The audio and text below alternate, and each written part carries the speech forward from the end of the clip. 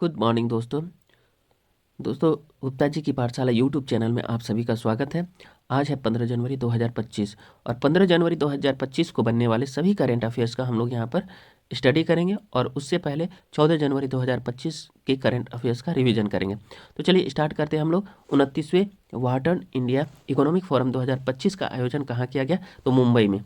दूसरा क्वेश्चन देखेंगे, भारत के किस पूर्वोत्तर राज्य में काबुई रोगमेई नागा समुदाय द्वारा फसल कटाई की समाप्ति के उपलक्ष्य में गान नगाई उत्सव मनाया गया? तो यह मणिपुर में मनाया गया था। ठीक है, नेक्स्ट चलते हैं हम लोग। कोलकाता के साइंस सिटी में जलवायु परिवर्तन कला गैलरी का उद्घाटन किसने किया था? तो संस्कृति और पर्यटन मंत्री गजेंद्र सिंह शेखावत जी ने। चलिए 4 नंबर क्वेश्चन देखेंगे, जेड मोड़ टनल या सोनमर्ग टनल का उद्घाटन किसने किया है? तो प्रधानमंत्री नरेंद्र मोदी जी ने। नेक्स्ट चलेंगे हम लोग, महिला हॉकी इंडिया लीग WHIL 2025 का आयोजन कहाँ किया गया है? तो यह रांची में किया गया है। छठा क्वेश्चन हम लोग देखेंगे, राष्ट्रीय युवा दिवस 2025 किसकी जयंती पर मनाया गया? तो यह स्वामी विवेकानंद जी की जयंती पर मनाया गया। नेक्स्ट हम लोग चलते हैं, दक्षिण भारत में पहली संक्रामक रोग शोध व निदान प्रयोगशाला कहाँ स्थापित होगी? तो बेंगलोर में। 8 नंबर में हम लोग चलेंगे, भारत UNCEBD में शामिल होकर किस क्षेत्र में योगदान देगा? तो आधिकारिक सांख्यिकी। नेक्स्ट चलते हैं, हिमाचल प्रदेश में ट्रांसगिरी क्षेत्र की हट्टी जनजाति के लिए सबसे बड़ा वार्षिक उत्सव कौन सा है? तो बोदा त्योहार है। सबसे बड़ा वार्षिक उत्सव बोदा त्योहार है। चलेंगे, इंडियन पुलिस फाउंडेशन का नया अध्यक्ष किसे नियुक्त किया गया है? आंसर होगा OP सिंह को। नेक्स्ट अब हम लोग चलते हैं, 15 जनवरी 2025 के बनने वाले करंट अफेयर्स का हम लोग डिटेल से चर्चा करते हैं। चलिए, wide band spectrum sensor ASIC chip विकसित करने के लिए C.DOT ने किन संस्थानों के साथ समझौता किया है? क्वेश्चन कह रहा है कि वाइड बैंड चिप किन संस्थानों के साथ समझौता करके क्या किया गया है? विकसित किया गया है। तो यह विकसित किया गया है IIT जम्मू और IIT मंडी के सहयोग से। किसके सहयोग से? IIT जम्मू और IIT मंडी के सहयोग से। नेक्स्ट चलते हैं हम लोग, डिटेल से हम लोग देखते हैं। दूरसंचार विभाग जो है DOT यानी डिपार्टमेंट ऑफ टेलीकॉम की प्रमुख इकाई centre for development of telematics C.DOT ने भारतीय प्रौद्योगिकी संस्थान यानी जम्मू IIT जम्मू के सहयोग से और IIT मंडी के साथ स्पेक्ट्रम उपयोग को बढ़ावा देने के लिए wide band spectrum sensor ASIC chip विकसित करने के समझौते पर हस्ताक्षर किए हैं। इसका उद्देश्य क्या है? इसका उद्देश्य जो है अत्याधुनिक अगली पीढ़ी की दूरसंचार स्वदेशी प्रौद्योगिकी विकसित करना। नेक्स्ट चलते हैं, 2 नंबर क्वेश्चन देखते हैं दोस्तों। IPL टीम पंजाब किंग्स का नया कप्तान किसे नियुक्त किया गया है? तो IPL टीम पंजाब किंग्स का जो है नया कप्तान श्रेयस अय्यर को नियुक्त किया गया। किसको नियुक्त किया गया? श्रेयस अय्यर को। श्रेयस अय्यर। नेक्स्ट चलते हैं हम लोग, श्रेयस अय्यर को आधिकारिक तौर पर 2025 इंडियन प्रीमियर लीग सीजन के लिए पंजाब किंग्स का कप्तान नामित किया गया है। ठीक है, अब अय्यर जो है 3 अलग अलग टीमों का अभी तक कप्तान के रूप में प्रतिनिधित्व कर चुके हैं। देखिए, अय्यर 3 अलग अलग IPL फ्रेंचाइजी का नेतृत्व करने वाले पहले भारतीय क्रिकेटर बन गए हैं। श्रेयस इससे पहले दिल्ली कैपिटल और कोलकाता नाइट राइडर्स यानी KKR की भी कप्तानी कर चुके हैं। पिछले संस्करण के ये विजेता भी रहे हैं। ठीक है, चलिए नेक्स्ट क्वेश्चन हम लोग देखते हैं। हाल ही में चर्चा में रहे wild land urban interface WUI क्या है? तो WUI जो है वन क्षेत्रों के आसपास मानव बस्तियों का विकास है। डिटेल से हम लोग इसके बारे में देखते हैं। वन क्षेत्रों के आसपास मानव बस्तियों का विकास यानी कि wild land urban interface WUI में होने वाली आग अक्सर प्राकृतिक परिदृश्य में बायोमास के अलावा संरचनाओं, वाहनों और उनकी सामग्रियों को भी क्या करती है? जला देती है। क्योंकि ये आग आबादी वाले केंद्रों के पास जलती है, इसीलिए इनके उत्सर्जन का सार्वजनिक चिकित्सा पर बहुत बड़ा प्रभाव पड़ता है। ठीक है, इसकी चर्चा अभी क्यों हो रही है? क्योंकि लॉस एंजलिस में आग जो है कई रिहायशी इलाकों को अपनी चपेट में ले चुकी है और इस आग की वजह से मरने वालों की संख्या बढ़कर कितनी हो गई है? 24 होगी और पूरा शहर जो है जलकर राख हो चुका है। तो इसलिए अभी इसकी चर्चा बहुत ज़्यादा हो रही है। चलिए दोस्तों, बात हो रही है यहाँ पर अमेरिका की। तो अमेरिका से रिलेटेड कुछ हम लोग पिछले दिनों के करेंट अफेयर्स का रिविजन करते हैं। ठीक है, अमेरिका की राजधानी वाशिंगटन DC है। अमेरिका का मुद्रा जो है अमेरिकन डॉलर है। राष्ट्रपति डोनाल्ड ट्रंप जो अभी हाल फिलहाल में 47वें राष्ट्रपति के रूप में निर्वाचित हुए हैं। नेक्स्ट चलेंगे इसी का अमेरिका से संबंधित करेंट अफेयर्स। संयुक्त राज्य अमेरिका के जो 39वें राष्ट्रपति जिमी कार्टर का 100 वर्ष की आयु में निधन हो गया। नेक्स्ट इसी में था कि वाइल्ड ईगल को आधिकारिक रूप से अमेरिका का राष्ट्रीय पक्षी घोषित किया। Dark eagle anti missile system जो है अमेरिका के द्वारा विकसित किया गया। अमेरिका में ह्यूस्टन के निकट भगवान हनुमान की 90 फुट ऊंची कांस्य मूर्ति का अनावरण किया गया था। और आपका ट्रम्प की एआई नीति का सलाहकार किसे नियुक्त किया गया था? श्री राम कृष्णन को नियुक्त किया गया था। चलिए अब नेक्स्ट क्वेश्चन की ओर हम लोग बढ़ते हैं। चलिए दोस्तों, भारत में वैश्विक भूख सूचकांक यानी GHI ग्लोबल हंगर इंडेक्स 2024 में किस स्थान पर है? तो भारत का स्थान जो है ग्लोबल हंगर इंडेक्स में 127 देशों में 105वां स्थान रहा। किस स्थान पर रही है भारत? 105वें स्थान पर रही है। ठीक है, चलिए साल 2024 में वैश्विक भूख सूचकांक यानी ग्लोबल हंगर इंडेक्स में भारत 127 देशों में किस स्थान पर है? 105वें स्थान पर है। पहले स्थान पर बेलारूस है, दूसरे स्थान पर चिली है, तीसरे स्थान पर चीन है, यानी कि यहाँ पर सबसे कम भूखमरी है। ठीक है, भारत को इस सूचकांक में गंभीर श्रेणी में रखा गया है। ठीक है, भारत का स्कोर कितना है? 27.3 रहा है। 2016 में भारत का स्कोर 29.3 था, उससे थोड़ा बेहतर है। आगे चलेंगे, इस सूचकांक में से जुड़ी कुछ अन्य बात भी हम लोग देखेंगे। इसको कौन जारी करता है? कंसर्न वर्ल्ड वाइड और वेल्टर हंगर हेल्प जारी करता है। ठीक है, भारत का प्रदर्शन पता चलता है कि भारत में जो भूख और कुपोषण से निपटने में अभी भी चुनौतियां बनी हुई है। भारत पाकिस्तान और अफगानिस्तान जैसे देशों में शामिल हो गया है, इसलिए इसे भी गंभीर श्रेणी में रखा गया है। इससे बेहतर तो हमारा पड़ोसी देश बांग्लादेश और नेपाल जैसे दक्षिण एशियाई देश का प्रदर्शन भारत से बेहतर रहा है। चलिए बात हुई है यहाँ पर रैंकिंग की, तो रैंकिंग से रिलेटेड हम लोग क्या करते हैं, कुछ क्वेश्चन जो पिछले दिनों में जो प्रकाशित हुए हैं उसे हम लोग देखते हैं। चलिए पिछले दिनों की रैंकिंग से रिलेटेड हम लोग देखेंगे। वैश्विक नवाचार सूचकांक 2024 में भारत किस स्थान पर रहा है? 39वें स्थान पर रहा है। और टॉप पर कौन रहा है? स्विट्जरलैंड रहा है। हैप्पीनेस इंडेक्स 2024 में भारत का स्थान 126वां था, टॉप पर फिनलैंड है। ग्लोबल पीस इंडेक्स 2024 में भारत का स्थान कितना है? 116वां है, टॉप पर आइसलैंड है। जेंडर गैप रिपोर्ट 2024 में भारत का स्थान कितना था? 129 था, और टॉप पर कौन है? आइसलैंड है। करप्शन इंडेक्स 2024 में भारत का स्थान 93वां है, टॉप पर कौन है? सोमालिया है। लॉजिस्टिक परफॉर्मेंस इंडेक्स 2024 में भारत का स्थान 38वां है, टॉप पर कौन है? सिंगापुर।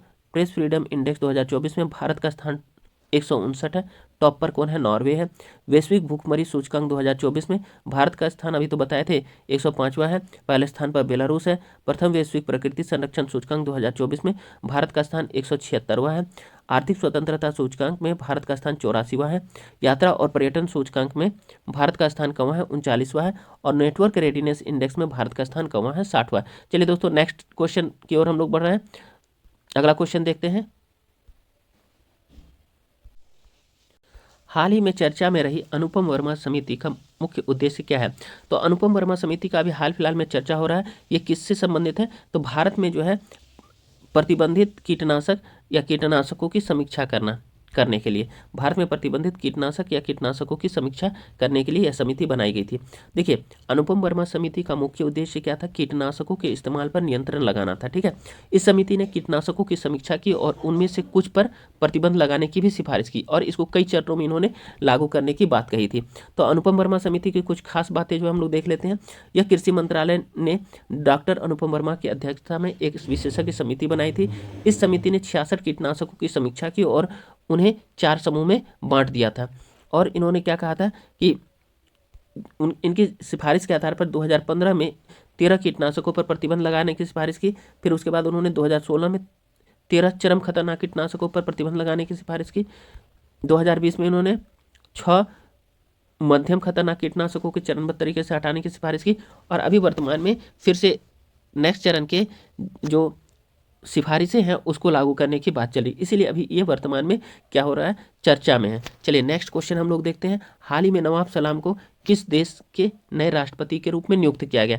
नवाब सलाम को किस देश के नए राष्ट्रपति के रूप में नियुक्त किया गया है? तो ये लेबनान के। अभी लेबनान के ही हमने हाल फिलहाल में पढ़ा था कि लेबनान के राष्ट्रपति कौन नियुक्त हुए? जोसेफ ऑन नियुक्त हुए। उन्होंने ही क्या किया था? नवाब सलाम को नियुक्त किया है। तो बढ़ते हम लोग इसी का डिटेल देखते हैं। नवाब सलाम को लेबनान के नए प्रधानमंत्री के रूप में नियुक्त किया गया है। ठीक है, राष्ट्रपति जोसेफ ऑन ने हाल ही में इसकी घोषणा की। यह वर्तमान में अंतर्राष्ट्रीय न्यायालय के अध्यक्ष हैं। इनकी ज़्यादा चर्चा क्यों हो रही है, क्योंकि नवाब सलाम जो है हाल ही में क्या नियुक्ति किए गए थे, तो इंटरनेशनल कोर्ट ऑफ जस्टिस के न्यायाधीश नियुक्त किए गए थे, इसीलिए जो है अध्यक्ष नियुक्त किए गए थे, इसीलिए इनकी जो है चर्चा ज़्यादा हो रही है। ठीक है, नेक्स्ट चलते हैं। उन्होंने राष्ट्रपति द्वारा आयोजित परामर्श मतदान के दौरान 128 में से कुल मिलाकर के 84 वोट हासिल किए थे, आधे से अधिक। ठीक है, नेक्स्ट क्वेश्चन हम लोग देखते हैं।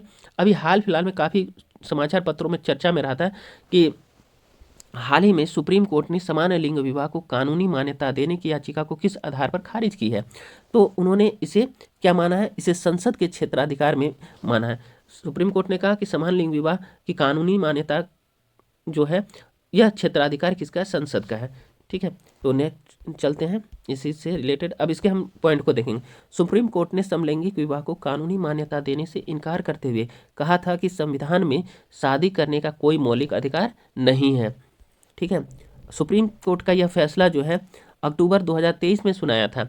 उसके बाद जो है जनवरी 2025 में सुप्रीम कोर्ट ने इस फैसले के खिलाफ दायर की गई पुनर्विचार याचिका को अभी हाल फिलहाल में खारिज कर दिया है। ठीक है, अब देखिए सुप्रीम कोर्ट के फैसले की वजह क्या क्या रही। इन्होंने क्या कहा, सुप्रीम कोर्ट ने कहा शादी करना कोई मौलिक अधिकार नहीं है, पहला उन्होंने कहा। सुप्रीम कोर्ट ने यह भी कहा कि समलैंगिक विवाह को मान्यता देना संसद के अधिकार क्षेत्र में आता है, और सुप्रीम कोर्ट ने यह भी कहा कि विशेष विवाह अधिनियम 1954 में समलैंगिक विवाह को समायोजित करने के लिए संशोधन नहीं किया जा सकता है। ठीक है, अब सुप्रीम कोर्ट के फैसले पर प्रतिक्रिया क्या हुई, तो समलैंगिक विवाह के समर्थकों का मानना है कि सुप्रीम कोर्ट का फैसला भेदभाव पूर्ण है, लेकिन वही समलैंगिक विवाह का विरोध करने वाले ने इसको सही ठहराया है। चलिए आगे चलते हैं। भारत में डिजिटल गवर्नेंस के संदर्भ में डेटा सुरक्षा को बढ़ावा देने के लिए किस टूल का उपयोग किया जा रहा है, तो ये किस टूल का उपयोग किया जा रहा है, डेटा सशक्तिकरण और संरक्षण संरचना को। तो डेटा सशक्तिकरण और देखिए डेटा सशक्तिकरण और संरक्षण संरचना यानी DEPA को। चलिए आंसर देखते हैं हम लोग, यही है। ठीक है, डेटा सशक्तिकरण और संरक्षण वास्तुकला एक मसौदा है। दीपा जो है एक क्या है, मसौदा है, जिसे किसने तैयार किया, नीति आयोग ने तैयार किया। इस मसौदे में डेटा अधिकारों की रक्षा के लिए सहमति प्रबंधकों का गठन करने की बात कही गई है। DEPA की कुछ खास बातें हम लोग देखते हैं, इसमें क्या क्या प्रावधान किया गया। DEPA जो है नए बाजार खिलाड़ियों को शामिल किया जाएगा और उपयोगकर्ता सहमति प्रबंधक कहा जाएगा। ठीक है, ये सहमति प्रबंधक डेटा अधिकारों की रक्षा के लिए काम करेगा। यह सुनिश्चित करेगा कि लोग साझा किए गए हर डेटा के लिए एक डिजिटल मानक के मुताबिक सहमति दे। ठीक है, यानी एक्सेप्टेंस दे।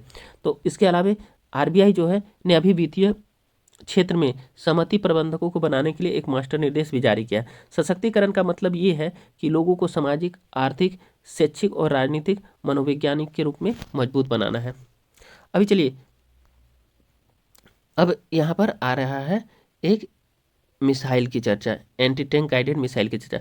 नाग mark 2 anti tank guided missile किस संगठन द्वारा विकसित की गई है, तो यह DRDO के द्वारा विकसित की गई। किसके द्वारा, DRDO के द्वारा विकसित की गई Nag mark 2 anti tank guided missile. ठीक है, भारत ने अपनी रक्षा क्षमताओं में महत्वपूर्ण प्रगति के लिए क्या किया है, प्रदर्शन करते हुए उन्होंने तीसरी पीढ़ी के, किस पीढ़ी के, तीसरी पीढ़ी के एंटी टैंक गाइडेड मिसाइल नाग मार्क 2 का सफलतापूर्वक फील्ड परीक्षण किया। नाग MK2 भारत के DRDO द्वारा विकसित तीसरी पीढ़ी के एंटी टैंक गाइडेड मिसाइल है। ठीक है, आज चलिए दोस्तों आज का आखिरी सवाल पढ़ते हैं हम लोग, 10 नंबर। AFI के नवगठित एथलीट पैनलों यानी आयोग के अध्यक्ष के रूप में किसे नियुक्त किया गया है। AFI के नवगठित एथलीट आयोग के अध्यक्ष के रूप में किसे नियुक्त किया गया है, तो ये हमारे देश की PT उषा को नियुक्त किया गया है। चलिए सॉरी एक मिनट, अंजू बॉबी जॉर्ज होंगी। चलिए आगे बढ़ते हैं हम लोग। हाल ही में अंजू बॉबी जॉर्ज को athletic federation of India AFI के नवगठित एथलीट आयोग के अध्यक्ष के रूप में नियुक्त किया गया। किसे, अंजू बॉबी जॉर्ज को एथलेटिक फेडरेशन ऑफ इंडिया के नवगठित एथलीट आयोग के अध्यक्ष के रूप में नियुक्त किया गया। अब इस आयोग में 6 महिलाओं सहित 9 सदस्यों को शामिल किया गया। अब देखिए 2 बार के अभी हाल फिलहाल के ओलंपिक पदक विजेता और star javelin thrower Neeraj Chopra को भी इसमें नामांकित सदस्यों में शामिल किया गया है। ठीक है, चलिए दोस्तों, आज का करंट अफेयर्स यहीं समाप्त होता है। कल फिर से नए फ्लेवर पे नए रंग के साथ आप लोगों के सामने फिर से करंट लेकर के आपका दोस्त और होस्ट गुप्ता जी आपके समक्ष पेश होंगे। चलिए दोस्तों, आप लोग जो है मेरे चैनल को लाइक कीजिए, कमेंट कीजिए, शेयर कीजिए और सब्सक्राइब कीजिए। धन्यवाद।